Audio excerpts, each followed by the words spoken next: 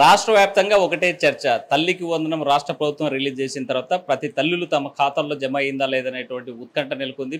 తల్లులు జమ అయిన ఈ అమౌంట్ జమ అయినటువంటి తల్లులు మాత్రం ఆనందం వ్యక్తం చేస్తున్నారు. మరికొంతమందికి టెక్నికల్ ఇష్యూస్ రిమార్క్స్ ఉండడం వల్ల కొంతమందికి జమ కానటువంటి పరిస్థితి ఉంది. ప్రస్తుతం మనం కర్నూలులో ఉన్నటువంటి ఒక సచివాలయంలో ఉన్నాము. ఈరోజు గ్రీవెన్సెస్ సంబంధించి ఈ రేపు 20 తేదీ వరకు తల్లికి వందనంలో ఉన్నటువంటి మార్పులు అంటే రానటువంటి వాళ్ళకి ఎలాంటి గ్రీవెన్సెస్ తీసుకోవాలి, ఉన్నటువంటి సమస్యలు పరిష్కరించేందుకు ప్రభుత్వం అవకాశం ఇచ్చిన నేపథ్యంలో ఫిషర్స్ కొంతమంది మనతో ఉన్నారు. ఇంకా అమౌంట్ జమ కాలేదని సచివాలయానికి వచ్చినటువంటి పరిస్థితి ఉంది. చెప్పండమ్మా, మీకున్న సమస్య ఏమి? ఎంతమంది పిల్లలు? ఏమని? ముగ్గురు సార్, మాకు ముగ్గురు పిల్లలు. ముగ్గురులో ఈమెకు ఆధార్ లేదు, బర్త్ సర్టిఫికేట్ లేదు సార్. ఈమెకి వీళ్ళకి ఇద్దరికి ఉంది, ఇద్దరికి పడినాయని ఇక్కడ చూపిస్తున్నారు. అక్కడ ఏమో ఇంకా పడలేదు అంటున్నారు సార్. పోయి వెనక్కి వచ్చేస్తాము. అంటే ఇప్పుడు పిల్లలు ఏం చదువుతున్నారమ్మా? ఈ బాబు ఫస్ట్ క్లాస్, ఇంకొక మమ్మ 7th క్లాస్, ఈమె 2nd క్లాస్. ముగ్గురికి ఎలిజిబిలిటీ లిస్ట్ అయితే చూపిస్తుందా?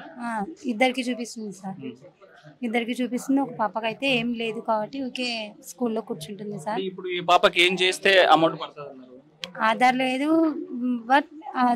ఆధార్ లేదు, బర్త్ సర్టిఫికేట్ లేదు సార్ ఈ పాపకి.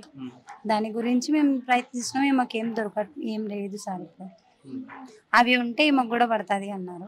సచివాలయంలో అడిగారా? ఏం చెప్పారు? సచివాలయంలోనే కాదు సార్, స్కూల్లో కూడా అడిగినాము. అది ఉంటేనే ఎవరికైనా కానీ స్కూల్లో పిల్లలకి వచ్చేది అన్నారు. బర్త్ సర్టిఫికేట్ అప్లై చేశారు? చేసినాం సార్. ఇప్పటికి చాలా రోజులు అయింది సార్ మేము పెట్టి కూడా. వాళ్ళు తిప్పుతూనే ఉంటే కూడా వెతుకుతున్నాం మేము, అట్లే పోతూనే ఉన్నాం. వాళ్ళు ఏ టైంకి చెప్తే ఆ టైంకి తిరుగుతూనే ఉన్నాం. అక్కడ ఏం కాకపోతే నిన్న కూడా పోయి చెప్పొచ్చినాము. ఫోన్ చేస్తామమ్మా అని చెప్పినారు సార్. ఇంతకు ముందు పోయింటే కూడా ఇది చెల్లదు, చింపేయాలి, ఇది అవసరం లేదు అని పంపించేసినారు. ఇక్కడ సార్ అది జిల్లా పరిషత్లో పోయి చేయించినాము. చేయిస్తే ఆ పేపర్స్ ఇంటి దగ్గర డెలివరీ అయ్యింటే బర్త్ సర్టిఫికేట్ లేదని చెప్పి వెనక్కి పంపించేసినారు. అంటే సార్ మేము అప్లై చేసుకున్నాం సార్, ఇప్పటికి 4 సంవత్సరాలు అయింది, మా పాపకి రాలేదు అంటే మళ్ళీ అప్లై చేసినాం సార్. మళ్ళీ అప్లై చేస్తే అప్లై చేసిన తర్వాత మళ్ళీ పేపర్స్ కొద్దిగా తప్పు ఉన్నాయని చెప్పి సార్ తీసి పక్కకు పారేసినారు. మళ్ళీ ఇప్పుడు పోయి మళ్ళీ నిన్న కూడా ఇచ్చొచ్చినాం సార్. ఇప్పటికి 3 times అయింది. చెప్తాం మేము, ఫోన్ చేస్తామంటున్నారు సార్. అంతే, ఇంకేమైతే ఏం చెప్పలేదు. ఫోన్ చేస్తామమ్మా, సార్ లేరు అన్నారు. చెప్పండమ్మా, తల్లికి వందనం మీకు ఎంతమంది పిల్లలు ఉన్నారు? ఇద్దరు ఉన్నారంటే ఒక ఆయనకి పడింది, ఒక ఆయనకి పడలేదు. రెజిబుల్ లో ఉన్నది అంటున్నారు, కొద్దిగా లేట్ అవుతా అంటున్నారు. సచివాలయం అడిగినా సార్. అవును, తల్లికి వందనం పడింది కదా, ఏమనుకుంటున్నారు? బానే ఉన్నారు, బానే చేసినారు అని సాయం మాకనే అనుకుంటున్నారు సార్. సంవత్సరం పాటు ఏం చేయలేదు చంద్రబాబు, పడలేదు అన్నారు. బానే ఉన్నారు, ఈసారి బానే చేస్తున్నారు. చూసుకున్నారా అకౌంట్ లో? చూసుకున్నాం, పర్లేదు. ఏమంటున్నారు? ఒకసారి పోస్ట్ ఆఫీస్లో అని చెప్తున్నారు, ఒకసారి దీంట్లో బ్యాంకులలో పడతాయి అని చెప్తున్నారు, కానీ ఏం చెప్పట్లేదు. ఇంకా ఇక్కడ సచివాలయంలో వచ్చారు కదా, ఇక్కడ ఎన్ని రోజుల వరకు అప్లై చేసుకోవచ్చు అని చెప్పారు? ఇప్పుడే వచ్చినా సార్, నేను ఈ రోజు వచ్చినాను. ఎన్ని రోజుల వరకు అడిగితే చెప్తారు సార్. ఏంటి ప్రాబ్లం అని క్లారిటీ మీకు స్కూల్లో ఏమైనా చెప్పారా? స్కూల్లో ఏం చెప్పట్లేదు. అడిగినాం, క్లారిటీ అంటే మేము పెట్టాము, ఇంకా ఎందుకు రాలేదో తెలియదు, వచ్చే వాళ్ళకి వస్తుంది, మాకు ఇంకా రాలేదు కదా, ఏమైనా ప్రాబ్లం ఉంటే మాకు మెసేజ్లు వస్తాయి అని చెప్పినారు. అంతే. ఇప్పుడు సచివాలయంలో అడిగారా మీరు? ఇప్పుడు వచ్చినా సార్. మొత్తంగా చూసుకుంటే గ్రీవెన్సెస్ అయితే తీసుకుంటున్నారు. సచివాలయం పరిధి తక్కువగా ఉండడము, ఇక్కడ ఆల్రెడీ ఎక్కువ మంది బెనిఫిషియర్స్ ఉన్నారు కాబట్టి రానటువంటి వాళ్ళు తక్కువ మంది ఉన్నారు. వీళ్ళకి ప్రధానంగా 20 తేదీ వరకు గ్రామ వార్డు సచివాలయంలో తల్లికి వందనం గ్రీవెన్సెస్ ఫారం ఒకటి ఇచ్చారు.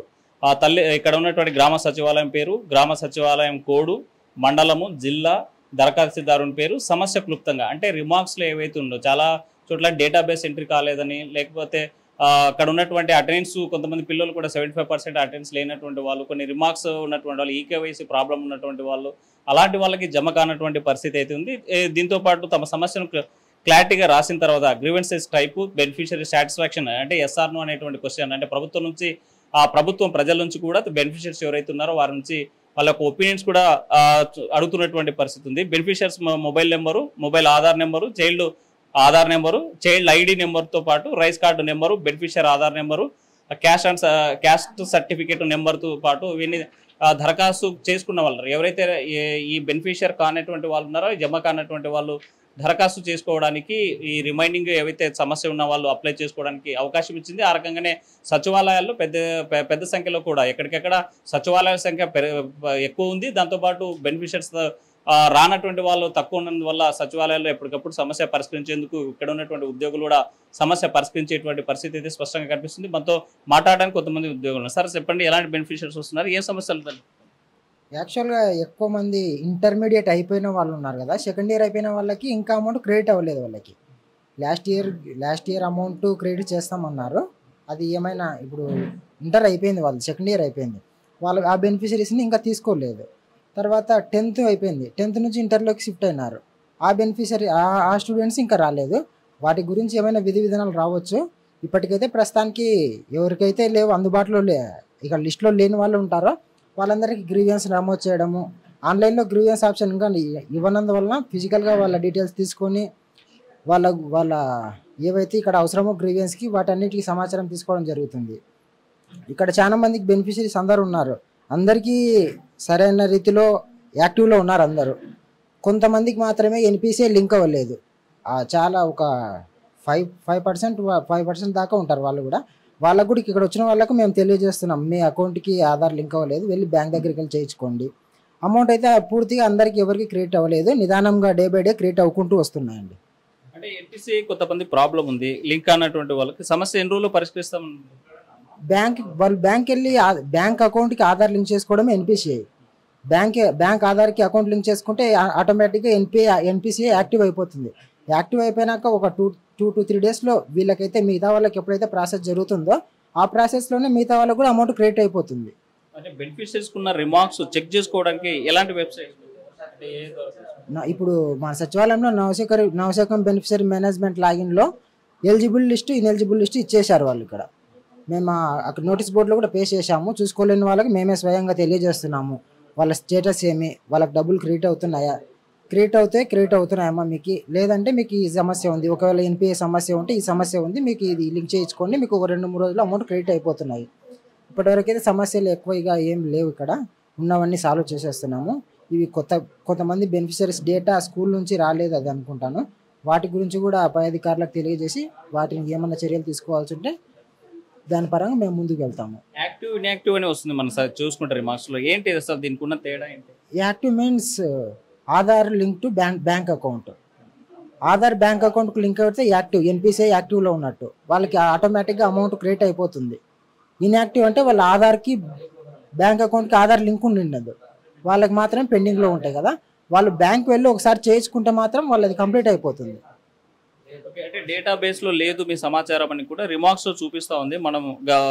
మనకు వాట్సాప్ గవర్నెన్స్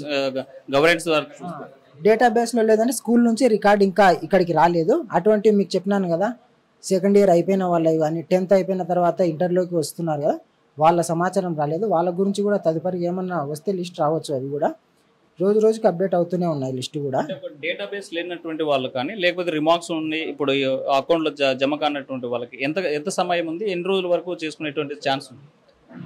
అఫీషియల్ అయితే ఈ నోటీస్ ద్వారా ఏదైతే గ్రీవియన్స్ టైం అంటూ మెన్షన్ చేయలేదు, ఫార్వర్డ్ మెసేజెస్ మాత్రమే వస్తున్నాయి. వాటి గురించి ఏదైనా పై అధికారుల నుంచి ఉత్తర్వులు వచ్చినప్పుడు మేము తెలియజేస్తాం. రిమార్క్స్ ఉన్నటువంటి పేరెంట్స్కి మీరేం చెప్పదలుచుకున్నారు?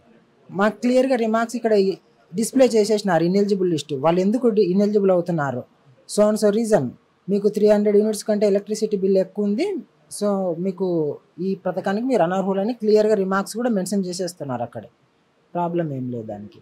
వాళ్ళకు జెన్యున్గా వాళ్ళు ఉన్నారు, అర్హత లేదు వాళ్ళకి, కాబట్టి వాళ్ళకి మాత్రమే పోతున్నాయి. మిగతా అర్హత ఉన్న వాళ్ళందరికీ వస్తున్నాయి స్కీమ్. అంటే ఇంట్లో ఎంతమంది పిల్లలు ఉంటే అంతమంది పిల్లలకి కొంతమందికి జమ కాలేదు.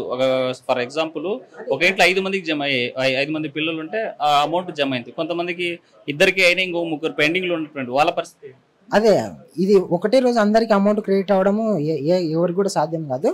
డే బై డే వస్తున్నాయి. ఫ్రైడే నుంచి స్టార్ట్ అయింది, తర్వాత సెకండ్ సాటర్డే సండే వచ్చేసింది, ఈరోజు ట్యూస్డే. ఈ ప్రాసెస్లో పడుతూనే ఉన్నాయి. డైలీ అమౌంట్ ఎవరి బెనిఫిషరీస్కి వాళ్ళకి క్రియేట్ అవుతూనే ఉన్నాయి. మొత్తంగా చూసుకుంటే ఎవరైతే బెనిఫిషియర్స్ ఉన్నారో తల్లికి వందనం సంబంధించినటువంటి పేరెంట్స్ వారందరూ కూడా ఎవరు టెన్షన్ పడాల్సినటువంటి అవసరం లేదు. జమ కానటువంటి విద్య ఎవరైతే ఉన్నారో వారంతా సచివాలయానికి రండి.